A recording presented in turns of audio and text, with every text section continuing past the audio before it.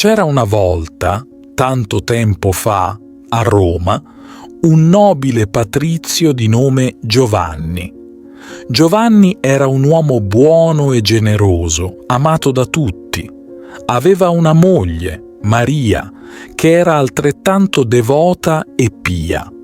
Giovanni e Maria non avevano figli, ma il loro cuore era pieno di amore per la Madonna, alla quale rivolgevano preghiere ogni giorno.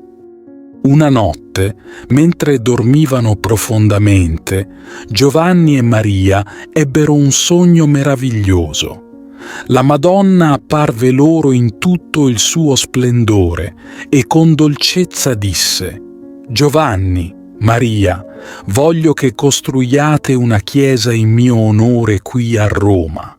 Domani, quando vi sveglierete, vedrete uno dei colli di Roma coperto di neve. Quello sarà il luogo dove dovrà sorgere il santuario». Al mattino seguente, Giovanni e Maria si svegliarono pieni di gioia e di meraviglia. Il cielo era limpido e sereno, e il sole splendeva alto, ma nel loro cuore sapevano che avrebbero trovato il miracolo annunciato. Senza perdere tempo, Giovanni si avviò verso i colli di Roma. Quando arrivò all'Esquilino, rimase senza fiato. Davanti ai suoi occhi uno spettacolo incredibile.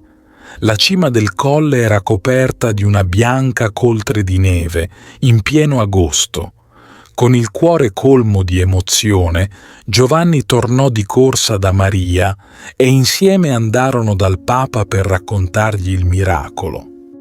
Il Papa, che aveva avuto lo stesso sogno, li accolse con un sorriso e disse: «Anche io ho visto la Madonna in sogno.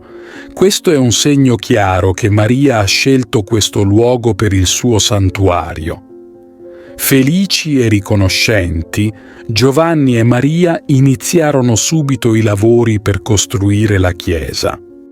Giorno dopo giorno, mattone dopo mattone, la basilica prese forma. Nonostante le difficoltà, il loro amore e la loro fede li sostenevano in ogni momento. Alla fine il santuario fu completato e la basilica fu chiamata Santa Maria Maggiore, in onore della Madonna della Neve. Nel santuario si trova anche una reliquia preziosa, la culla di Gesù Bambino.